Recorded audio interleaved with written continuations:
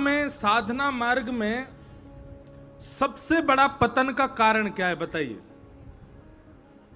आप जब भक्ति पथ पर चलने लग जाते हैं, कंठी माला पहनने लग जाते हैं, तिलक धारण करने लग जाते हैं, सेवा घर में करने लग जाते हैं, कथा सुनने लग जाते हैं, आप नित्य भक्ति मार्ग का पालन करने लग जाते हैं, उसमें सबसे बड़ी बाधा क्या आती है जिसके कारण भक्ति मार्ग छूट जाता है, भक्ति मार्ग में गिरावट आ जाती है? बताइए सबसे बड़ी बाधा क्या है? क्या? वैष्णव अपराध। निश्चित सबकी अपनी अपनी बात है। वैष्णव अपराध भी बिल्कुल सही उत्तर है, प्रतिष्ठा की इच्छा भी एक सही उत्तर है, और भी जो भी उत्तर हैं आपके, पर इन सब का स्रोत क्या है? ये वैष्णव अपराध करने का हमारे अंदर भाव आ कैसे जाता है? अपनी प्रतिष्ठा मान की इच्छा हमारे चित्त में आ कहां से जाती है? भक्ति मार्ग में एक ऐसा भाव है जिसकी वजह से हमारा पतन होने लग जाता है, और वो भाव है आडंबर।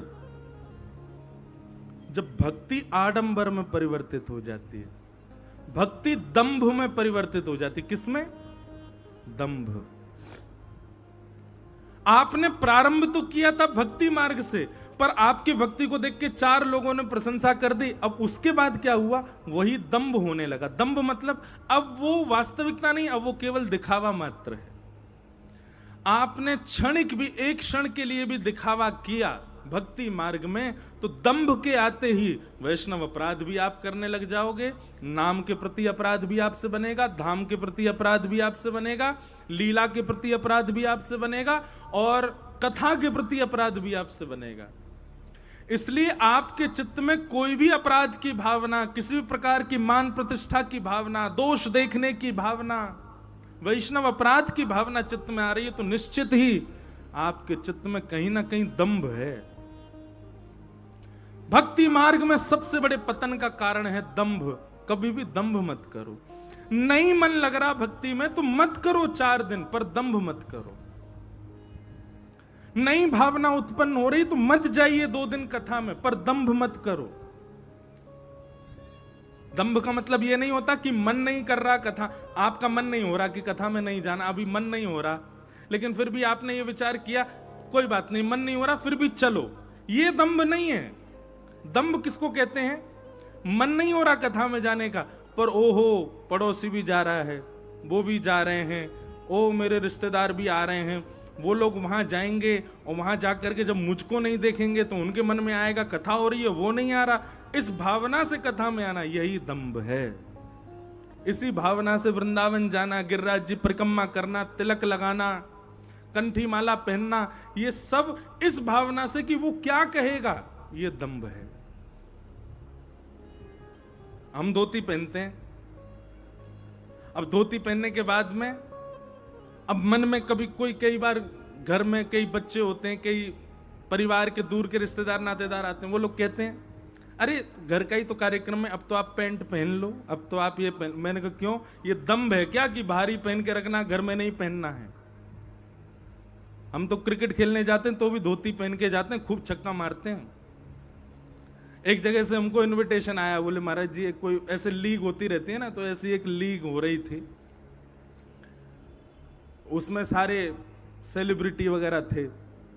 बोले तो मैंने कहा भैया पहली बात तो हम पे समय नहीं, कथाएं बहुत हैं, दूसरी बात अगर कभी आए भी भविष्य में तो हमारी एक शर्त है, क्या हम धोती में ही खेलेंगे। वो धोती में कैसे चलेगा? मैंने तो फिर मैं नहीं आ रहा। मैंने कहा बिना धोती के हम पे बैठ ही नहीं उठेगा, बिना धोती के दौड़ ही नहीं पाएंगे। तो दंभ कब हो जाता है? जब आप वैष्णव रूप, वैष्णव भाव, नाम जप, कथा, सेवा, इसके प्रति अपना भाव ना रख के किसी को दिखाने का भाव रखते, यही दंभ है। और क्षमा कीजिएगा आजकल इसकी मात्रा बहुत बढ़ गई है वैष्णवों में। आप अब तिलक इसलिए नहीं लगा रहे क्योंकि आपकी गुरु परंपरा है, आप तिलक इसलिए नहीं लगा रहे क्योंकि आपको प्रतिष्ठा है, आप तिलक इसलिए नहीं लगा रहे क्योंकि आपका सौभाग्य है, आप तिलक इसलिए लगा रहे हो कि उसको दिखाना है, उसको बताना है। ये दंभ है। और आज ही इस बात को जीवन में अपना लीजिए, दंभ युक्त होकर के भक्ति मार्ग में नहीं जाना है। अगर आपके चित्त में दंभ उत्पन्न हो गया तो सारे दोष आएंगे जो भक्ति मार्ग में आते। दंभ कौन है पता है? ये ब्रह्मा जी का नाती है। कौन है? ब्रह्मा जी के पीठ से उत्पन्न हुए भगवान ब्रह्मा जी के पुत्र पाप, और उन्हीं के पुत्र का नाम है दंभ। तो एक बार सुनो दंभ किसको कहते हैं। एक बार ब्रह्मा जी के नाती ने अपने पिताजी से कहा, बोले हम दादाजी से मिलने जा रहे हैं। सब लोग इधर देखो ध्यान से। तो पिताजी ने कहा, हाँ बेटा जाओ। तो ब्रह्मलोक गया दंभ अपने दादाजी से मिलने, ब्रह्मा जी से मिलने। कैसे गया? बढ़िया त्रिपुंड लगाया, चौड़ी चोटी रखी, गले में खूब सारी मालाएं पहन ली, नीचे धोती पहन ली, खड़ाऊ पहन लिए, वेद मंत्र उच्चारण करता हुआ कमंडल हाथ में लेकर के महाराज माला इतनी तीव्र गति से चल रही है कि एक क्षण में जाने कितनी मालाएं कर ले रहा है। यही तो दंभ है। कई लोगों को हमने देखा है, किसी की हम निंदा नहीं कर रहे हैं, पर वो गाली गलौज भी चल रही है, फिर भी हाथ में माला चली रही है, इसको खींचे ही जा रहे हैं। तो दंभ भी ऐसे ही जा रहा था ब्रह्मा जी से मिलने, नाम जब चल ही रहा है, और सामने कोई आ जाए तुरंत दंभ रुक जा, पहले कमंडल से पानी छिड़के फिर आगे बढ़े। ऐसा करता हुआ दंभ जब पहुंचा ब्रह्मलोक में, तो ब्रह्मा जी, ओहो आज तो कोई बहुत बड़ा संत सिद्ध आया हमारे यहाँ, स्वागत करो भैया इनका। स्वागत करके दंभ को वहां पर लाया गया। ब्रह्मलोक में जाकर के भी दंभ अपने कमंडल से जल छिड़काव कर रहा था। जहां खड़ा हुआ वहां पर भी महाराज पहले जो है कुशा से उस जगह को झाड़ा, तब जाकर के खड़ा हुआ। ब्रह्मा जी अपने आसन से ही खड़े हो गए, बोले भगवान आप ब्रह्मलोक में आए, आपका बहुत बहुत स्वागत, विराजमान हो जाइए।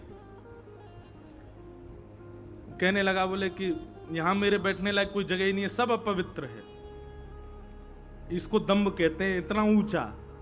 ब्रह्मलोक ही अपवित्र है उसके लिए। तो ब्रह्मा जी बोले तो आप एक काम करो, आप चल के आओ, हमारी गोद में बैठ जाओ।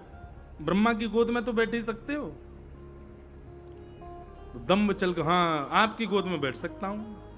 चल करके पास गया, ब्रह्मा जी की गोद में बैठने लगा। बैठने से बोले, ओहो इस पर भी एक आध बार कोई ना कोई बैठा तो है। कमंडल का जल गोदी में डाल दिया, पूरे गीले कर दिए। ब्रह्मा जी बोले अब बैठूंगा इस पे। ब्रह्मा जी बोले, भैया कोई बहुत बड़ा साधु आया, कोई बहुत बड़ा सन्यासी, इतना पवित्र। दंभ जाकर के जैसे ही उनकी गोद में बैठा तो ब्रह्मा जी में भी दंभ उत्पन्न होने लगा। तुरंत समझ गए, ओहो ये तो कोई और नहीं है, ये तो हमारा नाती है दंभ। दंभ का मतलब क्या होता है? केवल आडंबर, केवल दिखावा, वास्तविकता उसमें कुछ भी नहीं है।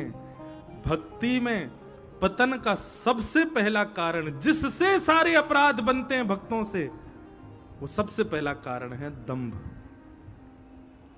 कंठी माला, तिलक, स्वरूप सेवा, इसको सौभाग्य से कीजिए। कथा सौभाग्य से सुनने जाइए, वृंदावन सौभाग्य और खूब आनंद में जाइए, कभी दंभ में मत जाइएगा।